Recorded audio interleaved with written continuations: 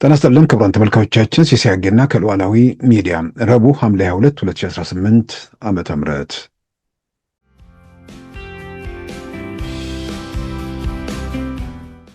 just met with the ambassador and I met with Prime Minister Abiy earlier today. This was one of the topics that he brought out. It was the importance of how do we find a solution, a way ahead in Sudan.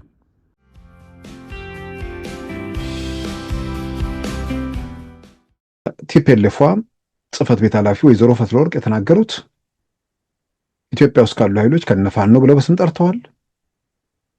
ከሱዳንም ከኤርትራም ጋር የጋራ ዓላማችን ስልጣን ላይ ያለው መንግስት የሁላችንም የህልውና አደጋ ነው፣ ያ ያመሳስለናል፣ ከዛ ውጭ የዓላማ አንድነት የለንም በሚል ግልጽ አድርገዋል። ከተሳካላቸው ኢትዮጵያ ውስጥ መንግስት ከለወጡ በኋላ እንደገና እንታኮሳለን ማለት ነው መልእክታቸው።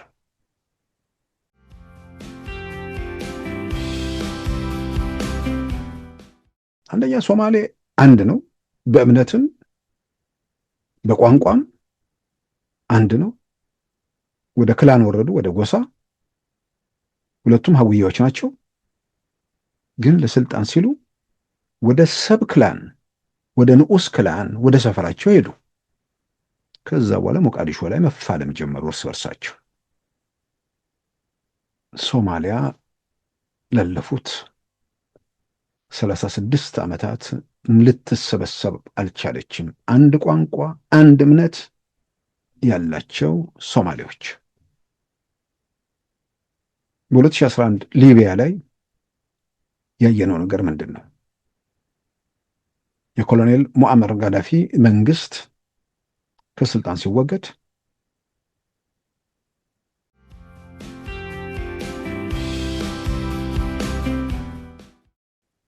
ሀገር ሲፈርስ ለተስፈኞችና ለስልጣን ናፋቂዎች ያስጎመዣል። አሁን ብዙ ጊዜ ይሄ በየቦታው የሚወራጨው ሀገሩ ሲፈርስ ቀዳዳ አለ ነው። ሀገሩ ካልፈረሰ ግን መውጭ ምንድነው መሽሎኪያ መንገድ የለኝም ነው። ሁሉ ጊዜ በዚህም በዚያም ያለው የሚረባረበው እኮ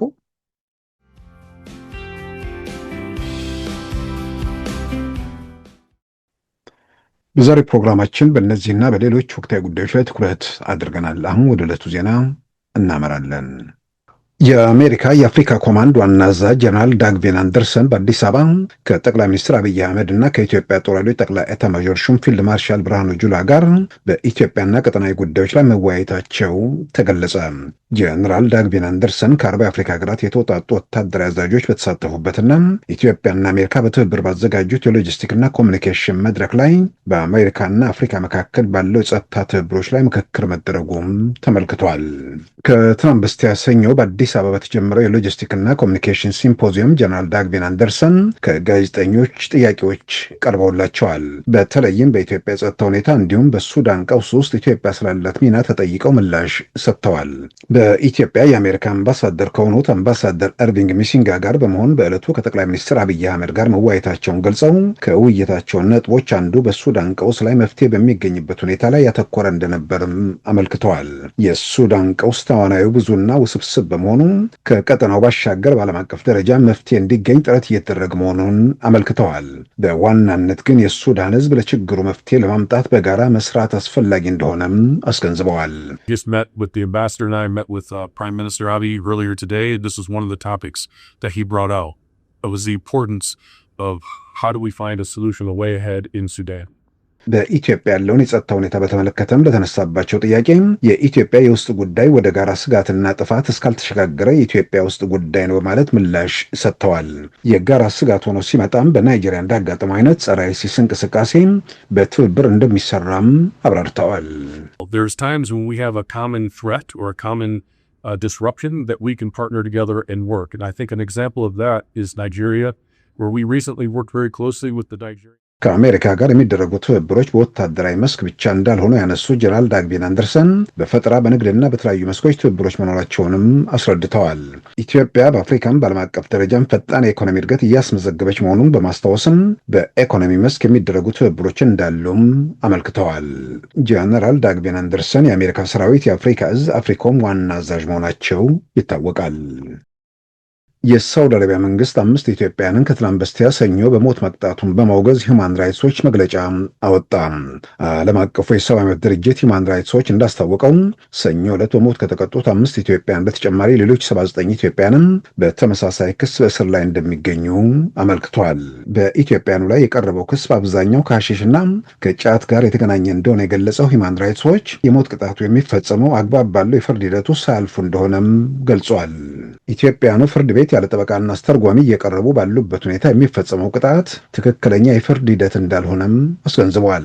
ባለፈው ወርም እንደ አውሮፓውያን አቆጣጠር ሰኔ 23 2026 በተመሳሳይ 5 ኢትዮጵያውያን መገደላቸውን ያስታወሰው ሂውማን ራይትስ ዎች በጠቅላላ በ2026 ዓ.ም ሳውዲ አረቢያ ውስጥ የሞት ቅጣት የተፈጸመባቸው ኢትዮጵያውያን ቁጥር 17 መድረሱን ገልጿል። ሌሎች 79 ኢትዮጵያውያንም በተመሳሳይ ክስ በወህኒ ቤት እንደሚገኙም ከሂውማን ራይትስ ዎች ሪፖርት መመልከት ተችሏል። የሳውዲ አረቢያ መንግስት በጠቅላላ በ2026 ዓ.ም ማለትም ባለፉት 8 ወራት የሞት ቅጣት የፈጸመባቸው የተለያዩ ሀገራት ዜጎች ቁጥር 116 መድረሱም ተመልክቷል። የትግራይ ክልል የ12ኛ ክፍል መልቀቂያ ፈተና በአዲስ አበባ ዩኒቨርሲቲ በመቀሌና በአክሱም ዩኒቨርሲቲዎች ዛሬ መሰጠት ጀምረዋል። ከትግራይ ክልል ጋር ሲያወዛግብ የቆየው የሁለተኛ ደረጃ መልቀቂያ ፈተና የትምህርት ሚኒስቴር ባስቀመጠው መርሃ ግብር መሰረት ዛሬ በመቀሌ ዩኒቨርሲቲና በአክሱም ዩኒቨርሲቲ እንዲሁም በአዲስ አበባ ዩኒቨርሲቲ መጀመሩን የትምህርት ሚኒስቴር አስታውቋል። በሚኒስትር ዴኤታ ማዕረግ የትምህርት ሚኒስትር አማካሪ የሆኑት ፕሮፌሰር ክንድያ ገብረሕይወት በአዲስ አበባ ለተማሪዎቹ ፈተና ሲሰጥ በስፍራው ተገኝተው ተከታትለዋል።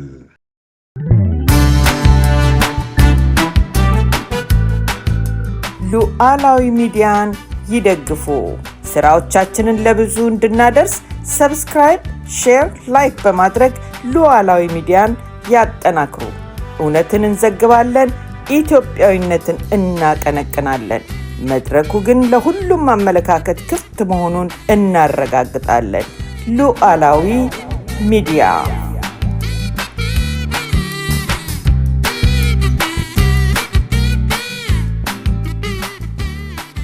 ክቡራን ተመልካቾቻችን በኢትዮጵያ ብሔራዊ ምርጫ ቦርድ በሕገ ወጥነት የተፈረጀው ህዝባዊ ወያኔ ሓርነት ትግራይ ጽሕፈት ቤት ኃላፊ ወይዘሮ ፈትለወርቅ ገብረ እግዚአብሔር ከሰሞኑ የተደረጉ ባሉ ስብሰባዎች ላይ የተናገሩት በማህበራዊ ሚዲያ በስፋት እየተሰራጨ ይገኛል። ይኸውም ከሌሎች ኃይሎች ጋር የፈጠሩትን ትብብር በተመለከተ ያነሱት ነጥብ ነው። ምናልባትም በተደጋጋሚ ኢትዮጵያ ውስጥ የተካሄዱ ያሉት የትጥቅ ትግል የሚሆን የትኛውንም የተቃውሞ እንቅስቃሴዎች በተመለከተ ነገሮችን በጥንቃቄና በጥሞና ማየት ያስፈልጋል የሚባለውን ነገር ራሳቸው በአደባባይ እያፈረጡት መጥተዋል።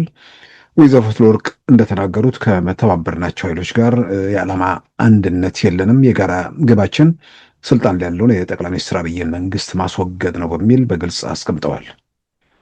ልዩነት እንኳን ኢህአዴግ በሚል አብረን የተሰባሰብነው መካከል መጨረሻ ላይ እንኳን አለመተማመን ተፈጥሯል፣ እንኳን በዚህ ደረጃ የዓላማ አንድነት ከሌለን ኃይሎች ጋር በሚል በግልጽ አስቀምጠዋል። ምናልባት ይህን አይነት አጋጣሚ ባለቤቶቹ ሲናገሩ ጥሩ ነው።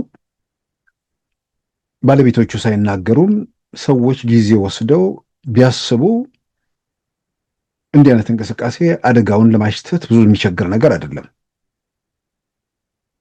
ፋኖና ሸኔ፣ ፋኖና ህወሓት፣ ህወሓትና ሸኔ እንዲህ ያልን በዝርዝር የምንጠራቸው ኃይሎች በጋራ ሆነው አንድ ሀገር ሊመሰርቱ ይችላሉ ወይ? በጋራ ተማምነው አንድ መንግስት ሊያቆሙ ይችላሉ ወይ የሚለውን እነ ወይዘሮ ፈትለወርቅ አደባባይ ወጥቶ ከመናገራቸውን በፊት ማንም ሰው የኢትዮጵያን ወቅታዊ ሁኔታን ብቻ ሳይሆን የእነዚህ ድርጅቶችን አመሰራረትና የመጡበትን ታሪክ ለውዝግብና ለግጭት ውስጥ ለመግባት ምክንያት ያደረጉትን የተንደረደሩበትን ነገር ሁሉ ከመጽሐፍ ገጽ ማንበብ የለበትም። በአይን የሚታይ በእጅ የሚዳሰስ እውነት ነው። እሱም መሰረት አድርገው ምናልባትም ስልጣን ላይ ያለው መንግስት እንደሚሉት መብታቸውን የገፈፈና ነፃነታቸውን የወሰደ እንኳን ቢሆን እየመጣ ያለው ትብብር ያን ነጻነትና መብት ለማስመለስ ሳይሆን ሀገር ለማፍረስ እንደሆነ መጠራጠር የሚቻል ነገር አልነበረም። ነገር ግን ብዙዎች ብዙ ጊዜ ጮኸዋል። በጥላቻ ይሁን በንዴት ይሁን በምናምን ታውሮ የፋኖም የሸኔም የህዋትም የምናምን ደጋፊ ሆነው የቀጠሉ ሰዎች አሁንም አሉ። ምናልባትም ገንዘብ ጭምር በማዋጣት እነዚህን እንቅስቃሴዎች የሚደግፉ ሰዎች ዛሬ ላይ ቆመው ሲያዩት ትላንት ካልተገለጠላቸው በእርግጠኝነት በገንዘባቸው የራሳቸውን መቃብር እየቆፈሩ ነው።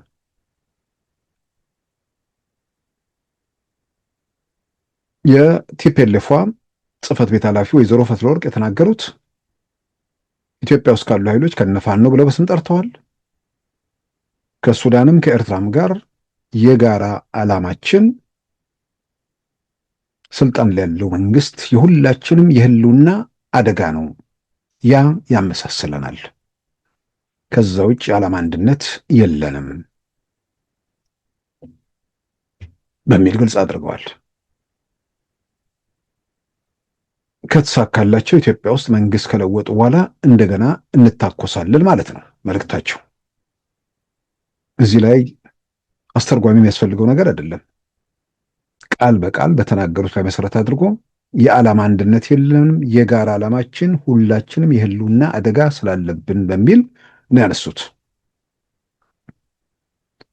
የመጀመሪያው የህልውና አደጋው ምንድን ነው የሚለውን አሁን ጊዜ በዚህ ሰዓት ሰዎች ጊዜ ወስደው ማሰብ ከንዴት ከጥላቻ ወይ ደግሞ ካፈርኩ አይመልሰኝ ነገር ውስጥ ወጥተው ስለ አማራ የሚታገል የአማራ ህዝብ ይሄ ጠቅላይ ሚኒስትር አብይ መንግስት ከመጣ በኋላ ምንድን ነው የተወሰደበት? ምንድን ነው ያልተመለሰለት? ባለመመለሱ ውስጥ ይሄ መንግስት ያመጣው ችግር ወይ ደግሞ መመለስ ሲገባ ያልመለሰው የኦሮሞ ህዝብ የተወሰደበት ነገር ምንድን ነው? የጠቅላይ ሚኒስትር አብይ መንግስት ከመጣ በኋላ ህዝባዊ ወያኔ ሓርነት ትግራይም ልክ ነው፣ ከስልጣን ተባረዋል። ነገር ግን ደግሞ ከዚህ ቀደም የነበሩ የኢትዮጵያ መሪዎች ወይ ደግሞ በሌላ ሀገር መንግስት ሲለወጥ እንደተፈጸመው የደረሰባቸው ነገር የለም።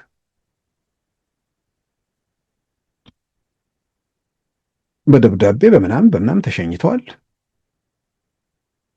አንዳንዶቹም በስልጣንና በኃላፊነት ላይ ቀጥለዋል። ለምሳሌ ወይዘሮ ፈትለወርቅ ስልጣን ላይ ነበሩ፣ የኢንዱስትሪ ሚኒስትር ነበሩ፣ አልተነኩም። በኋላ ማፈንገጥ ሲጀምሩ ብልጽግና ሲወርድ እኛ ስንወጣ ብልጽግና ያን ያልነበረም የለውጡ መሪዎች ሲወርዱ እኛ ወደ ላይ ስንወጣ መንገድ ላይ እንገናኛለን ብለው አዲስ አበባ ቁጭ ብለው የጠቅላይ ሚኒስትር አብይ መንግስት በሚያስተዳድረው ከተማ ሚሊኒየም አዳራሽ የአሸንዳ በዓል ላይ የተናገሩ ሰው ናቸው። ያም ሆኖ ስልጣን ላይ ነበሩ እስከተወሰነ ጊዜ። ሌላዋ የህዝባዊ ወያኔ ሓርነት ትግራይ ስራ አስፈጻሚ ኮሚቴ አባል ወይዘሮ ኬሪያ አብርሃም የፌዴሬሽን ምክር ቤት ኃላፊ ነበሩ እስከ መጨረሻው። ራሳቸው ናቸው አሻፍረኝ ብለው ሄዱት። እርግጥ ዛሬ ሁኔታዎችን ገምግመው በዛን ወቅት ያደረጓቸው ነገሮች ትክክል እንዳልሆኑ የተረዱ ይመስላል እና ከስልጣን ሲወገዱ ሰላማዊ በሆነ መንገድ ከስልጣን ሂደት ውስጥ ወጥተዋል ስልጣን የለቀቁ ሰዎች። ምክንያቱም ስልጣን ደግሞ የግድ መልቀቅ ነበረባቸው። ያልተመጣጠነ ነበር ሀገሩ። የ130 ሚሊዮን ህዝብ ሀገር ላይ የተደለደለ ስልጣን ሳይሆን ለትግራይ ክልል ብቻ የተደለደለ ስልጣን የሚመስልበት ሁኔታ ስላለ እኩልነት ሲባል ወረቀት ላይ ሳይሆን በተግባር መመንዘርም ስላለበት በዛ በኩል ሽግሽጎች ተደርጓል። አስፈላጊም ተገቢም ነበር። እናቶ ጌታቸው አሰፋ ያው በሰለባው በስቃይ ውስጥ በመከራ ውስጥ ያለፉ ሰዎች መላከ ሞት የሚሏቸው ማለት ነው። አሁንም መቀሌ ሆነው የሚያስቸግሩት እሳቸው ከብሔራዊ መረጃና ደህንነት ኃላፊነት ተነስተዋል። እንደ ጀነራል ሳሞራ በክብር አልተነሱም። በእርግጥ ስላፈነገጡ ነው። በኋላም አዲስ አበባ ከተማ ላይ ቦምብ ስላስወረወሩ ነው። ዝርዝር የወጣ ነገር ስለሆነ ነው።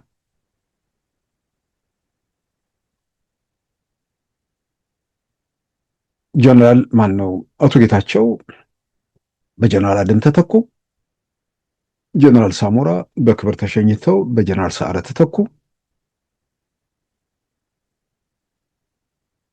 በሌላ ኃላፊነት ቦታ ላይ ያሉ እንደዚህ አይነት ሽግሽግ ተደረገ። እንደነ ወይዘሮ ፈትለወርቅ ምናምን ያሉት ደግሞ በሚኒስትርነት ቦታቸው ላይ ቀጠሉ። ማንም አልነካቸው ነበር። ያኔም ዛሬም ሰዎች ቆም ብለው ማየት ያለባቸው የጠቅላይ ሚኒስትር አብይ መንግስት ሲመጣ ብዙ የትግራይ ሰዎች ተባረሩ የሚል ነገር ሲያነሱ ነበር። መከራከሪያቸው እሱ ነበር። እነዚህ ሰዎች ኢትዮጵያ ውስጥ ተቃውሞ ምንድን ነበር የሚለውን ነገር መለስ ብሎ ማስታወስ ነው።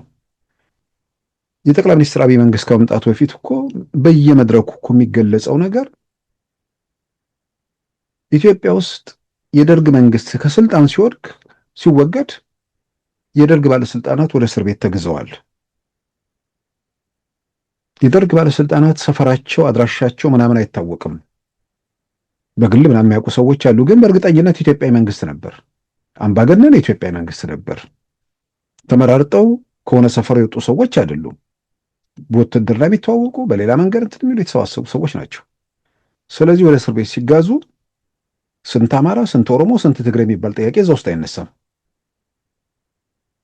ልክ የዛ አይነት ነገር ኢትዮጵያ ውስጥ የህወሓት መንግስት ሲወገድ በብዛት እስር ቤት የሚገቡ ሰዎች የትግራይ ሰዎች ናቸው የሚለውን አስቀድመን ነው ስንናገር የነበረው። ስልጣኑን ብቻህን ይዘ እስር ሲመጣ ወይ ደግሞ በወንጀል ተጠያቂነት ሲመጣ 5% ልሁን ወይ ደግሞ 6% ልሁን የሚል ነገር አይመጣም። ተጠያቂነት በግለሰብ ደረጃ ነው። እዛ ቦታ ላይ በኃላፊነት ደረጃ ላይ ያሉ ሰዎች ተጠያቂነት መረጋገጥ አለበት። ስለዚህ የኢትዮጵያ ማዕከላዊ መንግስት ፌደራል መንግስቱ ስልጣን ላይ በኢኮኖሚውም በጸጥታውም በሁሉም መስክ የኢትዮጵያ የሚመስል ነገር አልነበረም። ስለዚህ ለውጡ ሰዎቹን እስር ቤት አለማስገባቱ ለለውጡ ያላቸው ትብብር ላይ ተመሰረተም ስለሆነ ሂደቱ ቀናም ስለሆነ ያን ማድረግም ተገቢ አይደለም። ነገር ግን ደግሞ ሀብት የዘረፉ ምን ያሉ ተጠያቂነቱ ላይ መረጋገጥ አለበት ብዬ አምናለሁ። ስለዚህ ያልተመጣጠነ ነገር ስለነበር በኢትዮጵያ ጸጥታም የሁሉም የፖለቲካ የስልጣን ቦታዎች ላይ እዛ ላይ ማስተካከያ ሲደረግ በርካታ የትግራይ ተወላጅ ተባረረ።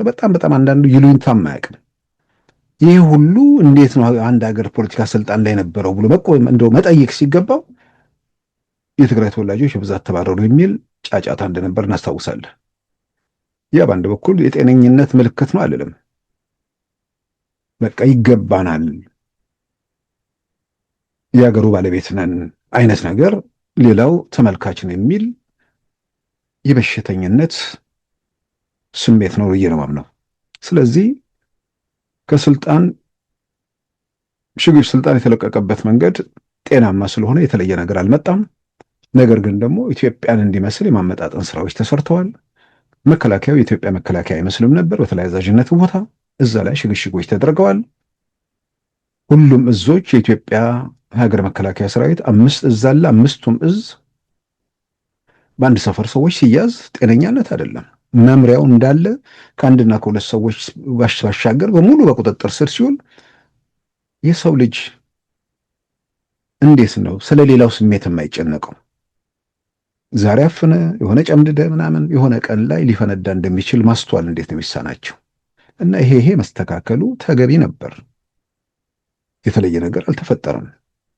በሌብነት ምናምን የሚጠረጠሩ ሰዎች ከተለይ ከሜቴክ ጋር ተያይዞ እዛ ውስጥ ያሉ ሰዎች አብረው በተጣርገው ለስሩ ይገቡ። ሜቴክ የሚባል ሰረቀ ሳይሆን ራሱ ኢትዮጵያን ሸጠ ማለትም የሚቀል ነው። መርከብ የሚሸጥ ድርጅት ግለሰቦች የነበሩበት ማለት ነው። ዛሬ አይደለም፣ ከዛም በፊት እንደ አምባሳደር ሱሌማን ደደፎ ጅቡቲ አምባሳደር በነበሩበት ወቅት የሆነውን ነገር በወቅቱ የኢትዮጵያ ውጭ ጉዳይ ሚኒስትር ለነበሩት ለዶክተር ቴዎድሮስ አዳኖም የጻፉት ደብዳቤ አደባባይ ወጥቶ አይተናል። እና ሽግሽግ መደረጉና ስልጣን ላይ ማስተካከያ መደረጉ ያው የሚጠበቅ ነገር ነው። ያ አይነት ሁኔታ መደረጉ ቲፒኤልኤፎችን የሚያስከፋቸው ከሆነ ለመታረም ዝግጁ አይደሉም ማለት ነው። ሀገሩ የሁሉም ነው የሚለውን አልተቀበሉም ማለት ነው። ያንን ካልተቀበልክ ደግሞ ያው አብሮ መቀጠል አስቸጋሪ ነው ማለትም ቲፒኤልኤፍ ከሚባለው ቡድን ጋር። ስለዚህ የሆነው ነገር መሆን የሚገባው ነው። እንደውም አንዳንዴ መሆን ከሚገባው በሚገባው መጠን አልተፈጸመም የሚል ስሞታና ቅሬታ ነው በሌላው ወገን ያለው እና ፖለቲካ ስልጣን ላይ በጸጥታ በሁሉ መንገድ ኃላፊነት ላይ ቁጭ ብለው በሙያቸው የሚያገለግሉም ሀገር በማገልገልም የሚሳተፉ፣ በሌላ በኩል ደግሞ በዘረፋም በምናምን ውስጥ ተዋናይ የሆኑ ሰዎች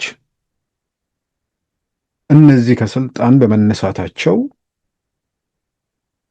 ኢትዮጵያ ጸጥታ ተቋማትና አጠቃላይ ኢትዮጵያ መንግስት መዋቅሮች ኢትዮጵያ እንዲመስሉ በመደረጋቸው ጤነኛ የሆነ ሰው ትክክል ነው፣ ይህን እንዴት ማየት ተሳንን፣ ይህን አደጋ እንዴት ማሽተት አቃትን ብሎ ቆም ብሎ ይመረምራል። የተጨፈነ ለማየት የተቸገረ ከእውነታው ጋር ራሱ ማስማማት ያልቻለ ይህንን እለውጣለሁ ብሎ መጨረሻ ላይ አውዳሚ ጦርነት ውስጥ ይገባል። ሰዎቹ ከስልጣን በመነሳታቸው በመሸኘታቸው የትግራይ ህዝብ ምኑ ጎደለበት? በህግ አግባብ ከሰሩ ስልጣን ላይ ነበሩ፣ የስራ ጊዜያቸውን ጨርሰው ተነስተዋል። ከዛ ዘራፊዎች ከሆኑ ከዘርፊያው የትግራይ ህዝብ ምን ተረፈው? እንኳን የትግራይ ህዝብ እነሱን ሞተው ስልጣን ላይ ያወጧቸው ሰዎች እንዲሁም አካላቸውን አጥተው ስልጣን ላይ ያወጧቸው ሰዎች፣ ለሟች ቤተሰቦች፣ አካላቸውን ለጎደላቸው ልጆች ምን አተረፉላቸው? እነርሱና ተባባሪዎቻቸው አይደሉ እንዴ ካዝና ገልብጠው ሀገሩን አራክተው አሁንም በጣም የተዛባ የሆነ ኢኮኖሚ እንትን በሀገሪቱ ላይ ፈጠሩት? ያን ሁኔታው መስተካከሉ እዚህ ላይ እርምጃ በመወሰዱ የትግራይ ህዝብ ምንድን ነው የሚያጣው? እንደ ትግራይ እንደ ህዝብ እንደ ማህበረሰብ ለውጡ ሲመጣ ያጣው የጎደለበት የቀረበት ነገር ምንድን ነው? ይህንን ግልጽ ማድረግ ነው የመጀመሪያው የህልውና አደጋ የሚለው ነገር ከመምጣቱ በፊት። ስለዚህ የኢትዮጵያ እስር ቤቶች ኦሮምኛ ይናገራሉ በሚባልበት ደረጃ ኦሮሞዎች የኢትዮጵያን እስር ቤት ያጣበቡበት ዘመን አብቅቶ ነፃነት ተመልሶ ሰዎች በሀገራቸው ባለቤት የሆኑበት የፖለቲካ ስርዓት ሲመጣ ወጣቶቹ ሲታገሉ ያልነበረ ቡድን ኦሮሞን መብት አስመልሳለሁ ብሎ ኦሮሞ ነፃ ከወጣ በኋላ ሲተኩስ ምንድን ነው የኦሮሞ ጥያቄ የሚለውን አሁንም ሁሌም መጠየቅ ተገቢ ነው። የጠቅላይ ሚኒስትር አብይ መንግስት የወሰደው ማለት ነው። ከህገ መንግስቱ መግቢያ ጀምሮ በማን ላይ ተነጣጠረ 27 ዓመቱ የስልጣን አገዛዝ እኛና እነሱ ፖለቲካ ውስጥ በማን ላይ ለማደም የተሞከረ ነው? ማንን ኢላማ ያደረገ ነው? የታለፈባቸው መንገዶች፣ የተደረጉ ጉዞዎች ብዙ የሚገልጹት ነገር ነውና የአማራ ህዝብ ቲፒኤልኤፍ በመሄዱ ነፃነቱን አረጋገጠ ወይስ ነፃነቱ ተወሰደ? ይህን አንዳንዴ የማይታዩ የተሰወሩ ነገሮች ካሉ እኮ ያን እግራ እየገባን እኮ እየጠየቅን ነው። በየአጋጣሚው የጊዜውን እንጠይቃለን። ሸኔውን እንጠይቃለን፣ ስለ ፋኖ እንጠይቃለን፣ ስለ ቲፒኤልኤፍ እንጠይቃለን። አርዱፍ እንዳለ አርዱፍ አይደሉም፣ ገና አርዱፍ ለመሆን የሚሞክሩ ናቸው። ኦብነግ እንዳልል ገና ዋና ኦብነግ ሶማሌ ክልል ነው ያለው ኢትዮጵያ። ስለዚህ የመጀመሪያው ነገር የህልውና አደጋ። ከዛ በኋላ ወደ መጣለው ወይዘሮ ፈትሎ ቆርሚያ ያነሱ ትመጣል። የመጀመሪያው የህልውና አደጋ ስላለብን ነው በጋራ የቆም ነው። በዓላማ እንስማማም፣ የህልውና አደጋ የደቀነው ኃይል ከተወገደ በኋላ ደግሞ ከዛ በኋላ እርስ በርስ ይታኮሳሉ ማለት ነው ለስልጣን። ስለዚህ የህልውና አደጋው በምን ላይ ተመሰረተ ነው? የትግራይ ህዝብ እነ ወይዘሮ ፈትለወርቅ እነ ዶክተር ደብረጽዮን እና ኩባንያው ግልጽ ማድረግ ያለበት የጠቅላይ ሚኒስትር አብይ መንግስት በመምጣቱ የትግራይ ህዝብ ምንድን ነው ያጣው? ምንድን ነው የተወሰደበት? ቀደም ሲል ያልኩት ከአንድ ሰፈር በርካታ ሰዎች ስልጣን ላይ መምጣት እሱ አንደኛ ፍትሃዊ አይደለም። ፍትሃዊ ነገር መረጋገጡ ለትግራይ ነገም የሚበጃት እሱ ነው። በሌላም በኩል መዓት ሰዎች ስልጣን ላይ መቀመጣቸው ለትግራይ ያስገኘው ጥቅምም አልነበረም። እነሱና ቤተሰቦቻቸው ወዳጅ ዘመዶቻቸው አደራጅተው ኢትዮጵያን ሲዘርፉ ነበር፣ ካዝና ሲያራቁቱ ነበር።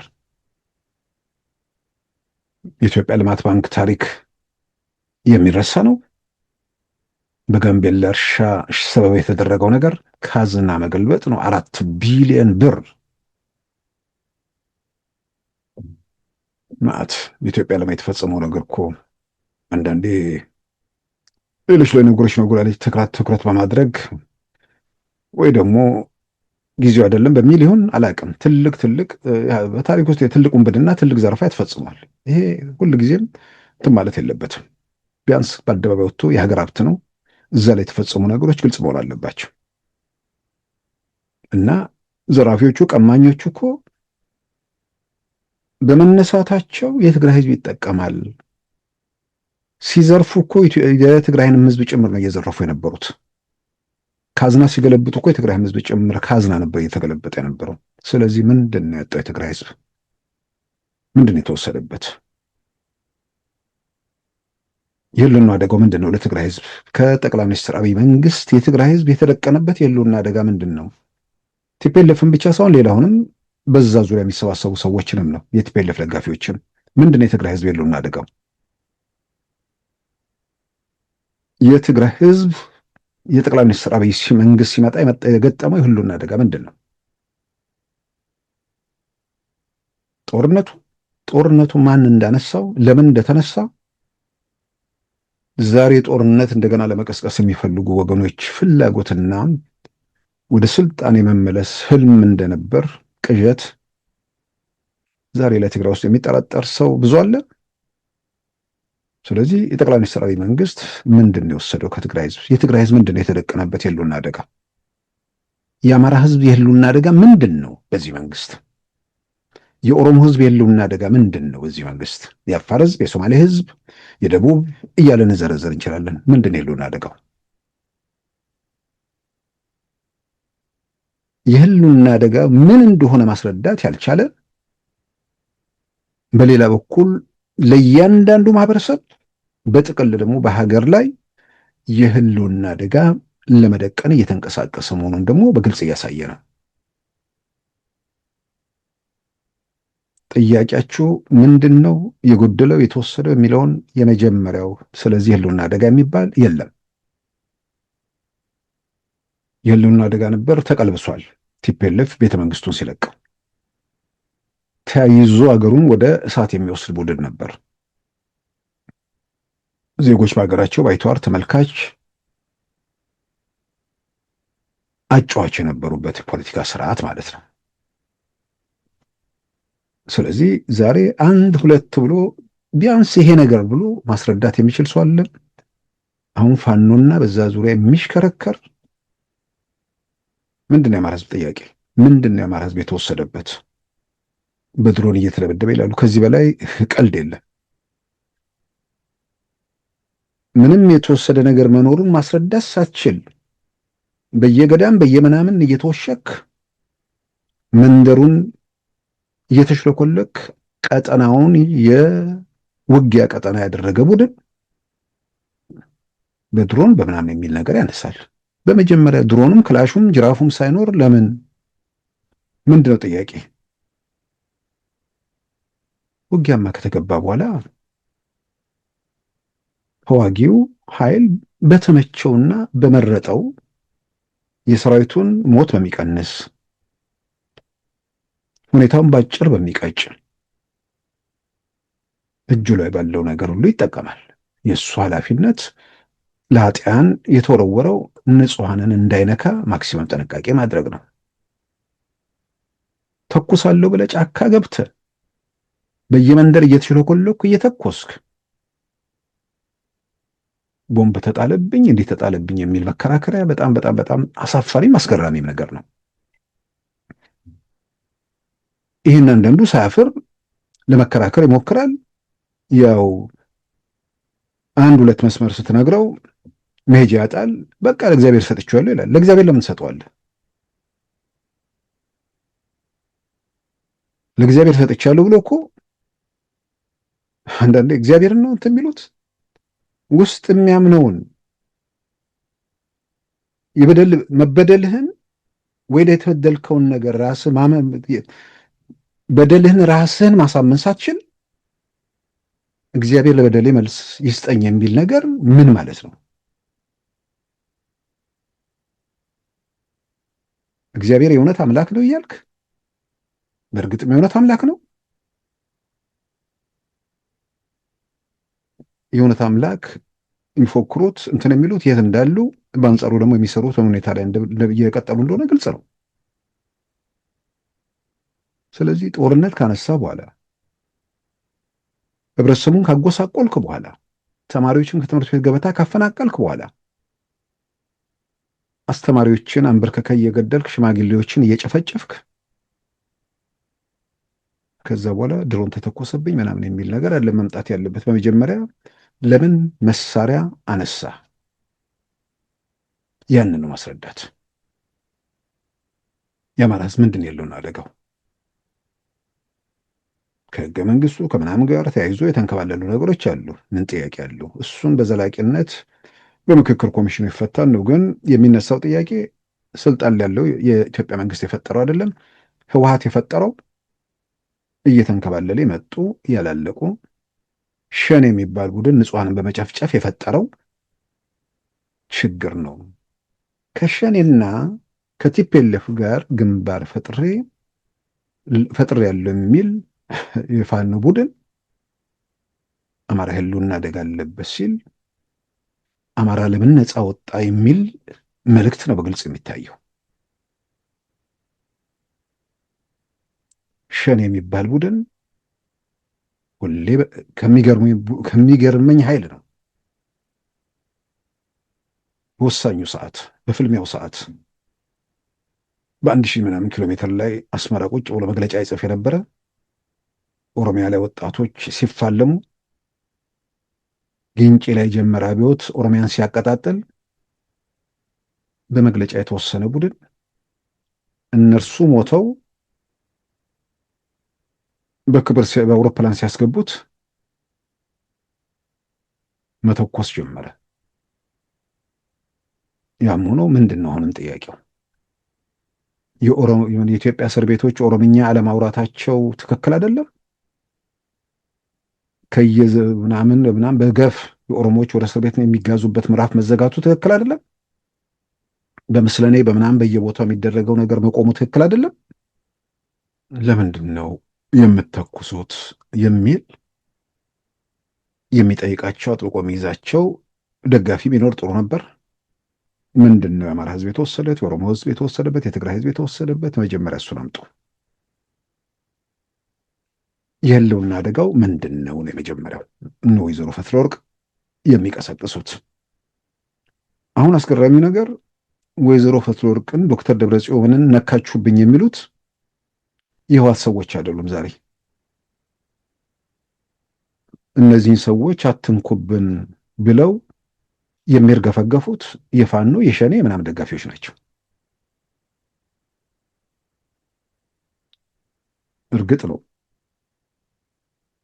በየተናጠል ሮጠው በየተናጠል ተቆንጥጠው አሁን ምናልባት በዚህ በኩል እንደሆነ ግርግር ተፈጥሮ የሽግግር የምናምን አይነት ነገር ቢመጣ የሚል ተስፋ በሚያድረግ እነዚህ ከተተኮሰ ሁሉም ብለው እየጎመዡ እየጠበቁ ያሉበት ሁኔታ ነው። ግን መተኮሳቸው እነሱን ብቻ ሳይሆን እናንተንም ሁለተኛ ለዘላቂነት ኦክሲጅን እንዲያጥራቸው የሚያደርግ ነገር ነው። ዋናውም ጋር ሊሄድ የሚችልበት እድልም ስለሚኖር ማለት ነው።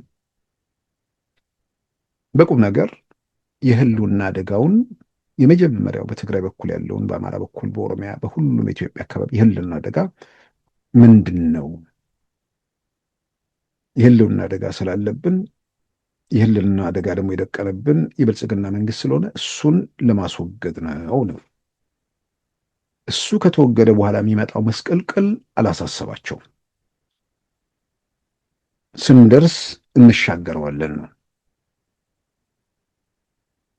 ስለዚህ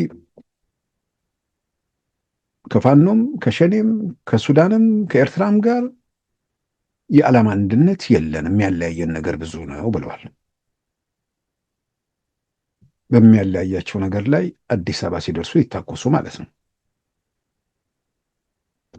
እንደ ኢትዮጵያዊ ሆኖ ቢናገሩ ነው። ያው ቲፒኤልኤፍ ሰዎች ኢትዮጵያ እንትን ሲሉባት ነው ኢትዮጵያ የምትሆነው። እነሱ ሲገዟት የኢትዮጵያ ካዝናን ሲገለብጡ ኢትዮጵያ የነሱ ኢትዮጵያ ነች። እኩል ሲኮን ግን ኢትዮጵያ አይደለች። ኢትዮጵያ ለነሱ ሀገር አይደለችም። የዓላማ አንድነት የለንም ብለዋል። ግን የገረመኝ ሱዳንም ያለባት የሁሉና አደጋ፣ ኤርትራም ያለባት የሁሉና አደጋ፣ በዛ የሁሉና አደጋ አብረን እንተባበራለን ሲሉ የሱዳን የህልውና አደጋ፣ የኤርትራ የህልውና አደጋ ለኢትዮጵያ ምንድን ነው የሚለውን እንደ አንድ ኢትዮጵያዊ ደግሞ መመልከት ነበረባቸው። የሱዳን የህልውና አደጋ ከኢትዮጵያ ብሔራዊ ጥቅም አንጻር፣ የኤርትራ የህልውና አደጋ ከኢትዮጵያ ብሔራዊ ጥቅም አንጻር ከነዚህ ጋር መተባበር በኢትዮጵያ ብሔራዊ ጥቅም ላይ ጭምር መነሳት አይደለም ወይ የሚለውን እንዴት ነው ሰዎች አንደኛ የማይሳካ መሆኑ እርግጥ ቢሆን እንኳን ነገ ለታሪክ ከሱዳን ጋር ከኤርትራ ጋር የህልውና አደጋ በጋራ ስላለብን ተባበርን ማለት የሱዳን የህልውና አደጋ ከኢትዮጵያ ብሔራዊ ጥቅም አንጻር፣ የኤርትራ ብሔራዊ የህልውና አደጋ ከኢትዮጵያ ብሔራዊ ጥቅም አንጻር ከነዚህ ጋር እተባበራለሁ ማለት ባንዳነት የሚለውን አንዳንዶች ባንዳ አይደለንም የሚል መከራከሪያ ያመጣሉ። ምንድን ነው ባንዳነት ታዲያ? በሀገር ብሔራዊ ጥቅም ላይ ከጠላት ጋር መሰለፍ ማለት ነው፣ ከውጭ ኃይል ጋር። ስለዚህ አንደኛ ከኤርትራ ጋር ተያይዞ ማለት ከሱዳንና ኤርትራ ጋር ተያይዞ ባለው ነገር ላይ ከነሱ ጋር መተባበር ሌላ ሀገር ነው፣ በኢትዮጵያ ብሔራዊ ጥቅም ላይ መነሳት ነው። ቀደም ሲል ደግሞ በዘረዘርኩት እያንዳንዱ የእኛን እንቆምለታለን የሚሉት ማህበረሰብ ምንድን ነው የገጠመው፣ ስልጣን ላይ ባለው መንግስት ምንድን የተወሰደበት የሚለውን እሱን ማስረዳት ነው።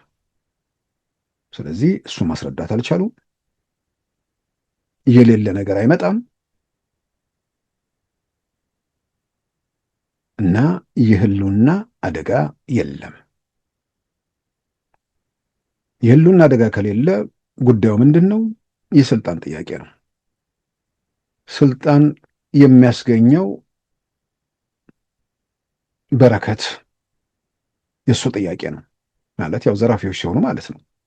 በህግና በምናምን ሲሰራ ስልጣን ላይ ለመዝረፍ ያለው እድል በህግ ከሆነ አይዘረፍም። ስለዚህ የስልጣን ጥያቄን ለማስመለስ ከኤርትራና ከሱዳን ጋር እንተባበራለን የሚል ኃይል ለሱ የስልጣን ፍላጎት ሲባል በኢትዮጵያ ብሔራዊ ጥቅም ላይ እየተነሳ ነው ማለት ነው። በኢትዮጵያ ከኢትዮጵያ ብሔራዊ ጥቅም በተቃራኒ ቆሞ እየተንቀሳቀሰ ነው ማለት ነው። አንድ የህልውና አደጋ አለመኖሩን ደጋግመን ገልጸናል። ሁለት የኤርትራና የሱዳን የህልውና አደጋ ከኢትዮጵያ ብሔራዊ ጥቅም አንጻር ከነዚህ ኃይል ጋር መሰረፍ በኢትዮጵያ ብሔራዊ ጥቅም ላይ መነሳት መሆኑንም በሚያጠራጥር መንገድ መረዳት አስቸጋሪ አይደለም። በሶስተኛ ደረጃ የጋራ ዓላማ ሳይኖራቸው የሚንቀሳቀሱት ኃይሎች የጋራ ጠላት አለን ብለዋል። ያ የጋራ ጠላት የሆነ ተአምር ተፈጥሮ ተነነን በል። መቼም የሆነ ተአምር ተፈጥሮ ካልተነነ የት ይሄዳል? አሁን ያሉ ኃይሎች ተዋግተው ወይ ደግሞ ሆነ ነገር አድርገው ይህን መንግስት ከመንበሩ ከስፍራው ሊያነሱት ይችላሉ። እንደው እንደምኞታቸው ሆኖ ይትነንላቸውና ከዛስ እንኳን እንደዚህ የጋራ አቋምና የጋራ ዓላማ የሌላቸው ብቻ ሳይሆኑ አንዱ በሌላ ላይ እኮ በጠላትነት የተነሳ ነው። ህወሓት በፋኖ ላይ፣ ፋኖ በህወሓት ላይ፣ ህወሓት በኦላ ላይ፣ ኦላ በህወሓት ላይ፣ ፋኖ በኦላ ላይ፣ ኦላ በፋኖ ላይ። ምንም የሚያጠራጥር ነገር አለ? ይሄ ግልጽ አይደለም? ስለዚህ እነዚህ ሰዎች አዲስ አበባ ቢደርሱ ምንድን ነው የሚያደርጉት? ሁሉም ለየራሱ የተሳሳተ ግምት አለው። ግን በማናቸው መመዘኛ ብናይ ደግሞ ከሸኔና ፋኖ አንጻር ህወሓት በጣም የተሻለ ነው። ፈራርሶም ወላልቆም የተሻለ ነው። ግን የድሮ ህወሓት አይደለም፣ የዛሬ 5 ዓመት ያለው ህወሓት አይደለም። በፖለቲካ አመራሩም በምኑም ደካማ ነው። ከነዛ ይሻላል ማለት የሆነ ሀገር ለመቆጣጠር የሚያስችል ወይ ደግሞ ስልጣን መዋቅር ለመያዝ የሚያስችል ሁኔታ አለው ማለት አይደለም። ሌላው ተባባሪያቸው የኤርትራ መንግስት ነው። እነዚህ 3 ኃይሎች አዲስ አበባ ከደረሱ በኋላ ምንድን ነው የሚፈልገው የኤርትራ መንግስት? በቃ ከአሁን በኋላ ከኔ ጋር የሚነጋገር ሰላማዊ መንግስት ይመጣል ብሎ ይጠብቃል? ከህወሓት ጋር ጤናማ ግንኙነት ይጀምራል ብሎ ይጠብቃል? በተአምር። እዛ ጋር ሲደርስ የኤርትራ መንግስት ኢትዮጵያ እንደ መንግስት አለመቆሟን ማረጋገጥ ነው። ከዛ በኋላ ስራው ህወሓትን መጀመሪያ ቀለጣጥፈዋል። ሌሎችንም እንደ ደረጃው ይቆነጠጣቸዋል። እዚያ በየሰፈሩ የጦር ምንድነው የጎዛ አለቃ ሆነው እንዲወጡ ነው የሚያደርግበት ሁኔታ ነው። ይሄ ያየነው ያለፍንበት ታሪክ ነው። የሩቅ ጊዜ ክስተትም አይደለም። ሶማሊያ በ1991 በጥር ወር ስትፈርስ የዚያድ ባሬ አገዛዝ ሲወገድ ልክ ምን ነበር ያን የነበረው ሁኔታ? ዚያድ ባሬን ለመጣል ርብርብ ተደረገ። ያው እንቅስቃሴውን እየመሩ እነ ፋራ ሄዴድ ሞቃዲሾ ደረሱ። ከዛ በኋላ ምንድን የተፈጠረው? በአሊ ማህዲ መሐመድ እና በጀነራል ፋራ ሄዴድ መካከል የስልጣን ሽኩቻ ተነሳ። ገና ወንበሩን ከተማዋን ተቆጣጥረው ሁሉን ነገር ባላጸኑበት ማለት ነው። ያውም የጎሳ ጉዳይ ትኩረት ስለሚሰጠው ሁለቱም ሀውዬዎች ናቸው። ከአንድ ጎሳ ሆነው አንደኛ ሶማሌ አንድ ነው፣ በእምነትም በቋንቋም አንድ ነው። ወደ ክላን ወረዱ፣ ወደ ጎሳ። ሁለቱም ሀውዬዎች ናቸው። ግን ለስልጣን ሲሉ ወደ ሰብ ክላን፣ ወደ ንዑስ ክላን፣ ወደ ሰፈራቸው ሄዱ። ከዛ በኋላ ሞቃዲሾ ላይ መፋለም ጀመሩ እርስ በርሳቸው።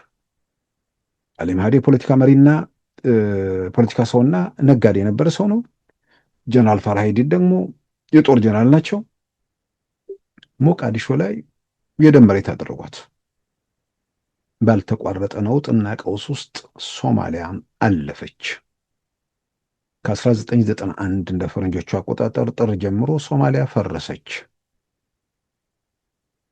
መልሶ ህይወት ለመዝራት የሚደረጉ ጥረቶች አሁንም በወጉ መሬት ረግጠ መቀጠል አልቻለችም።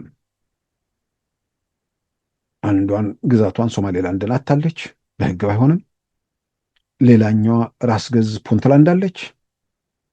እነ ሳውዝ ዌስት እስከ ቅርብ ጊዜ ድረስ ከፌዴራል መንግስቱ ጋር የነበረባቸው ሁኔታ ይታወቃል።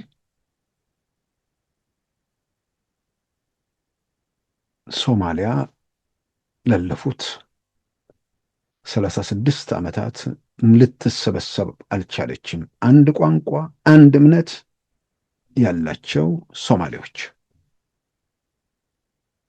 በ2011 ሊቢያ ላይ ያየነው ነገር ምንድን ነው? የኮሎኔል ሙአመር ጋዳፊ መንግስት ከስልጣን ሲወገድ በኔቶ የአየር ድብደባም ታግዘው ስልጣን ለመያዝ ጋዳፊን እና መንግስታቸውን ለማፍረስ እንቅስቃሴው ቀጠለ። እሳቸውም ተገደሉ። ከዛ በኋላ ምንድን ነው የሆነው? ምንድን ነው የተከተለው? ሊቢያ ከ2011 አውሮፓውያን አቆጣጠር ጀምሮ በምን ሁኔታ ላይ ነው ያለችው? ሀገር ሲፈርስ ለተስፈኞችና ለስልጣን ናፋቂዎች ያስጎመዣል። አሁን ብዙ ጊዜ ይሄ በየቦታው የሚወራጨው ሀገሩ ሲፈርስ ቀዳዳ አለ ነው። ሀገሩ ካልፈረሰ ግን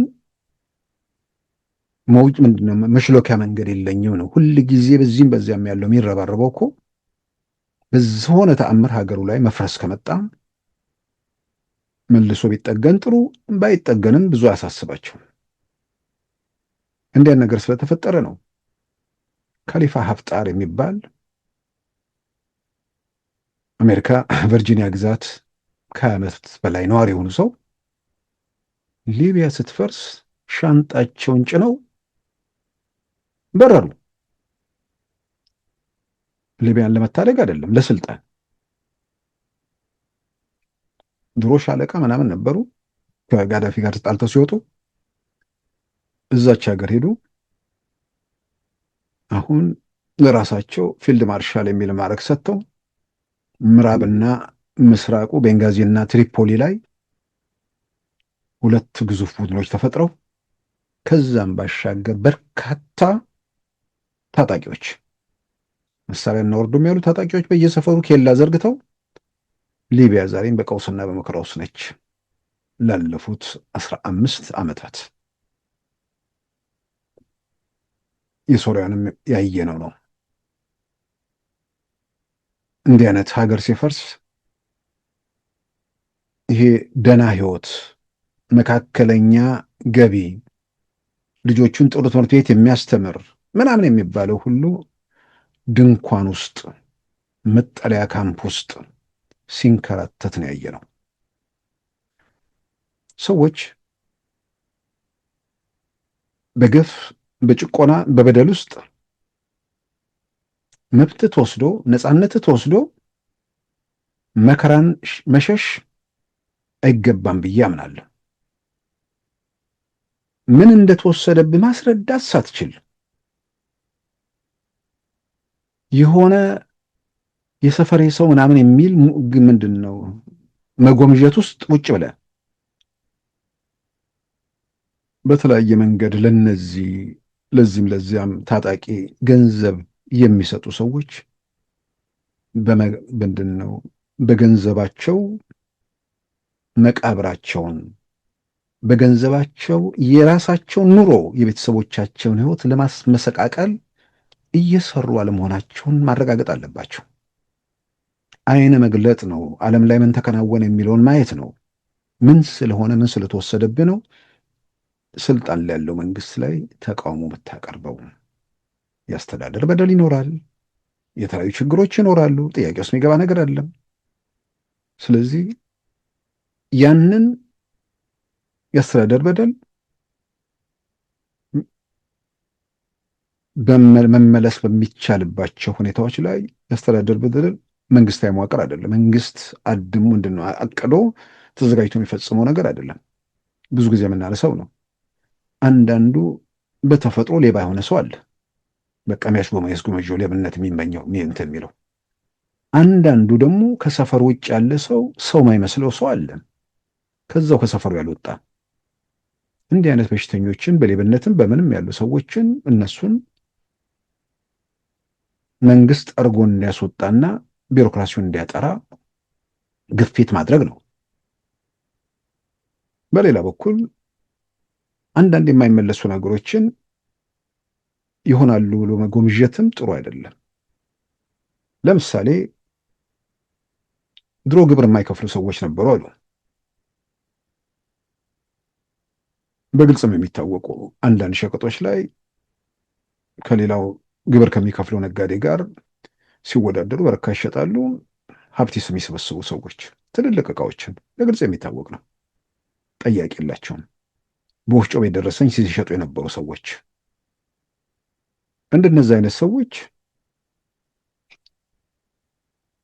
ያ ጊዜ ይመለሳል ብለው ሊያስቡ ይችላሉ።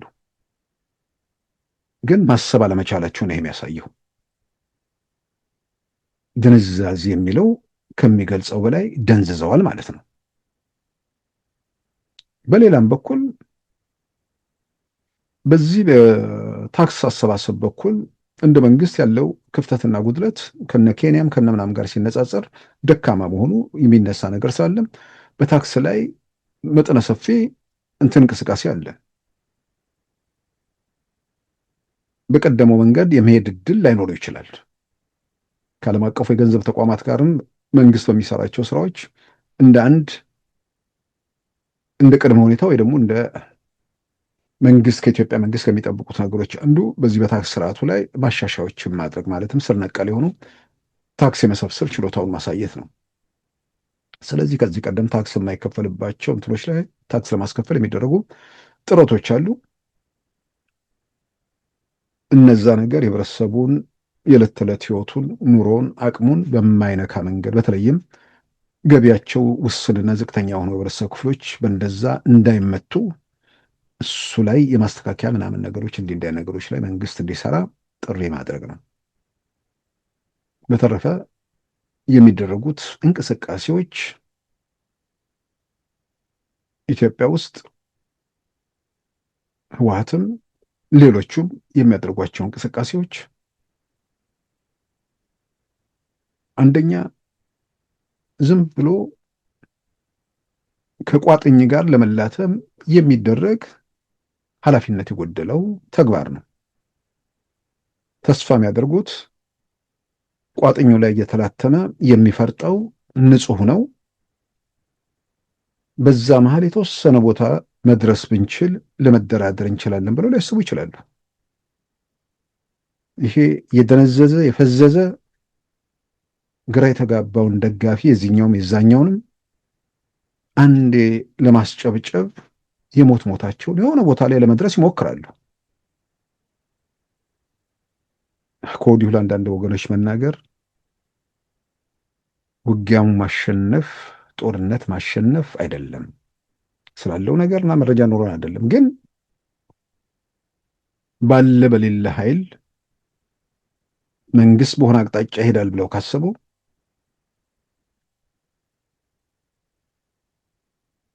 በዛ በኩል የሚደርስባቸውን ነገር ከመሆኑ በፊት እዚህ ጋር አለሁ በማለት ድንጋጤና ድንዛዜ ውስጥ ያለውን ደጋፊ ለማስጨፈር ይሆን ነገር ሊያደርጉ ይችላሉ። ሁሌ ሰዎች መጠራጠር የለባቸው። ውጊያ ዝም ብዬ ምኞታቸውን ሳስብ ነው። በቃ በተለያየ መንገድ ያለውን ነገር በቃ መጨረሻ አንድ ነገር ለማድረግ ሊሞክሩ ይችላሉ ባለ በሌለ ኃይላቸው። ዋና የመንግስት ውጊያ ግንባር ወይ ደግሞ እርምጃ ለመውሰድ የሚያስብበት ቦታ ላይ ሳይሆን በሌላ በኩል ያለ የሌላ ኃይላቸውን አድርገው እንትን ሊሉ ይችላሉ። ያኔ ለመፈንጠዝ የሚያስቡም ሰዎች ካሉ ወዲያው ወደ ለቅሶ ሊቀየር ስለሚችል እሱንም በልካቸው እንዲያደርጉ የአጋጣሚው ማስታወስ ጠቃሚ ነው ብዬ አምናለሁ። በአጠቃላይ ግን በተሳሳተ መንገድ በእነዚህ ሰዎች የስልጣን ፍላጎት ታውረው በራሳቸው ዓለም ውስጥ የሚባክኑ ሰዎች የሚፈጥሩት ቀውስ በህብረተሰቡ ላይ የሚያሳድረውን ተጽዕኖ ግምት ውስጥ አስገብቶ በየቦታው ያሉ በውጭም ያለ በኢትዮጵያም ያለ በጓደኛም በሻይም በምንም ቁጭ ብለው እንትን ሲሉ ጥያቄያችሁን መጀመሪያ ምንድን ነው? የራስ ጥያቄም ላይሆን ይችላል፣ ወይ ደግሞ ተቃውሞ ውስጥ ያሉ ሰዎችም ላይሆን ይችላሉ። ግን ምንድን ነው ጥያቄው የሚለውን ሁሉም ሰው የአማራ ጥያቄ ምንድን ነው? የትግራይ ጥያቄ ምንድን ነው? የኦሮሞ ጥያቄ ምንድን ነው? ጥያቄ ይኖራል።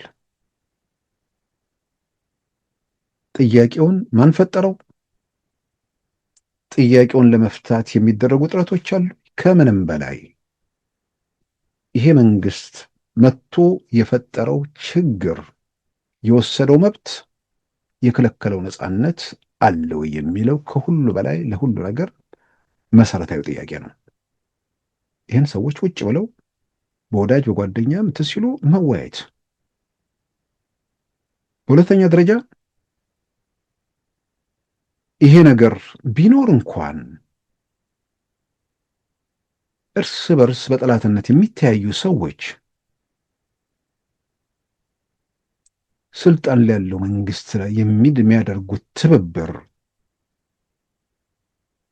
ሀገር ለማፍረስ የሚደረግ መሰባሰብ አይደለም ወይ? ሁሌ በግሌ ደጋግሜ የማነሳው ኢትዮጵያ ውስጥ ላለፉት 8 ዓመታት በተቃውሞ ውስጥ አንድም ብረት ያነሳ ኢትዮጵያ ነኝ የሚል ኢትዮጵያዊ ነኝ የሚል ኃይል የለም። አንድም ብረት ያነሳ ኢትዮጵያዊ ኃይል የለም። ሁሉም ጅራፍም ይሁን ብረትም ይሁን ቢኤምም ይሁን የትኛውንም ነገር አንስተው እንተኩሳለን ምናምን የሚሉት ሁሉም በዘር የተደራጁ ብሔርተኛ ድርጅቶች ናቸው። ሁሉም ደግሞ አንዱ በሌላው ላይ በአደባባይ የተመዘገበ ጠላትነት ያላቸው ናቸው። በየጊዜው አሁን በአንዳንዴ ስብሰባ ምናምን ተብሎ በጋራ ሲገናኙ ይገርመኛል። ለምን እንደሚገርመኝ ሰዎች የሆነ ወቅት ላይ በጥላቻውን በምናምን የሆነ ነገራቸውን በዚህ ምክንያት ነው ብሎ እንኳን መግለጽ አይችሉም። ያን ደግሞ ምንድን ነው አሁንም ምክንያት ሳይኖራቸው ነው ከነዚህ ኃይሎች ጋር በጋራ የሚሰበሰቡት።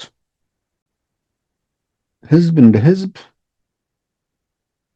እንኳን መሳሪያ ሽንኩርት መክተፊያ ውጭ ምንም ሊኖረው አይገባም ብለው በአደባባይ የቀሰቀሱ ሰዎች ከከሌ ቤት ምግብ አትብዝግዛ ከሚለው ሌላ ጫፍ ካለ ኃይል ጋር እኛ ካልፈቀድን ከዚህ በኋላ ኢትዮጵያን የሚመራው እኛ እኛ ኦሮሞዎች የወሰንነው ነው የሚለው ጀዋር ሁሉም ባለፈው ሳምንት መጨረሻ በጋራ አንድ መድረክ ላይ ታዩ።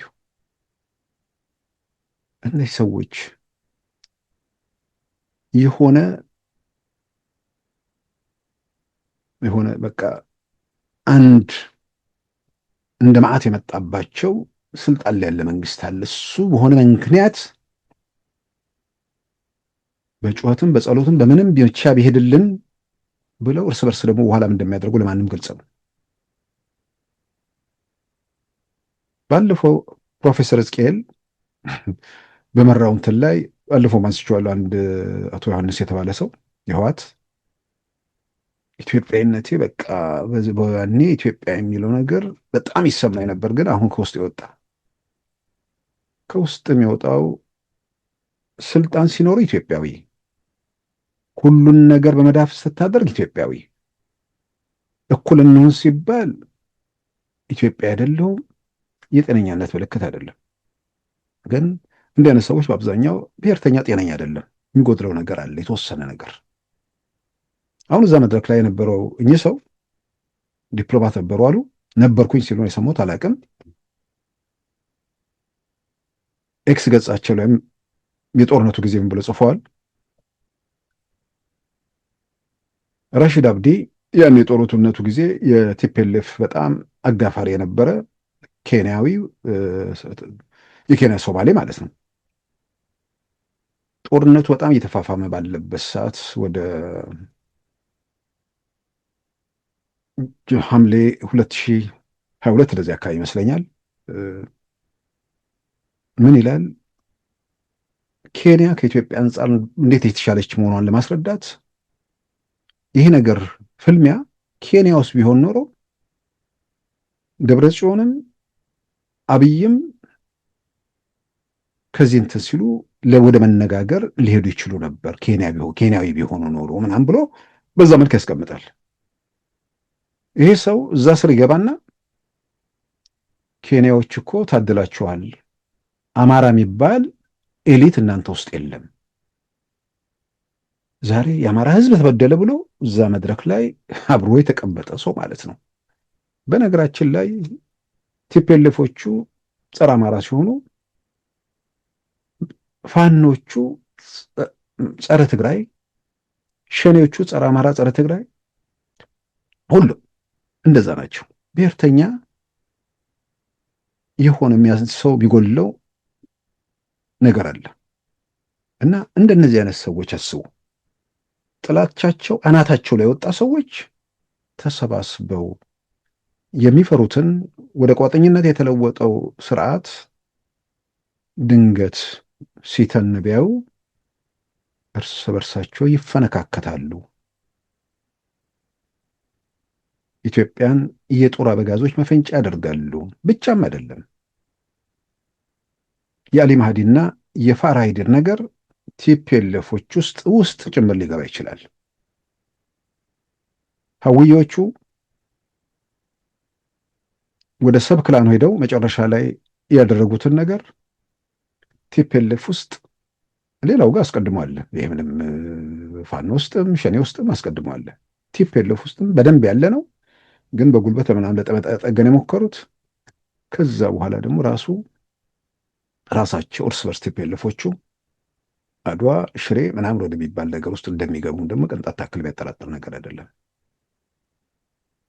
ሰዎች በእጃቸው ያዙትን ሰላም፣ በእጃቸው ያዙትን መብት፣ በእጃቸው ያዙትን ነፃነት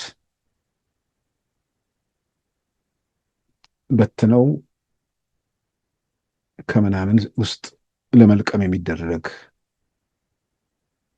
ወይ ደግሞ ባህር ውስጥ በትኖ ከዛ ውስጥ ፍለጋ ውስጥ ለመግባት አይነት የሚደረግ ነገር አለመሆኑን ቆም ብሎ ማየት መመርመር በጣም በጣም አስፈላጊ ነው ብዬ አምናለሁ። ክቡራን ተመልካቾቻችን የዛሬ ረቡዕ ሐምሌ 22 2018 ፕሮግራማችን በዚሁ ተጠናቋል። ጤና ይስጥልን።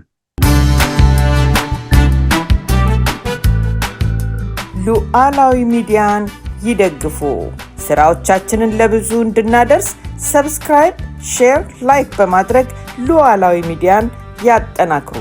እውነትን እንዘግባለን፣ ኢትዮጵያዊነትን እናቀነቅናለን። መድረኩ ግን ለሁሉም አመለካከት ክፍት መሆኑን እናረጋግጣለን። ሉዓላዊ ሚዲያ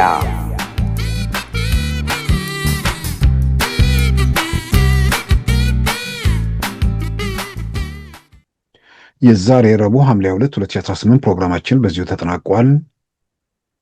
ጤና ይስጥልን።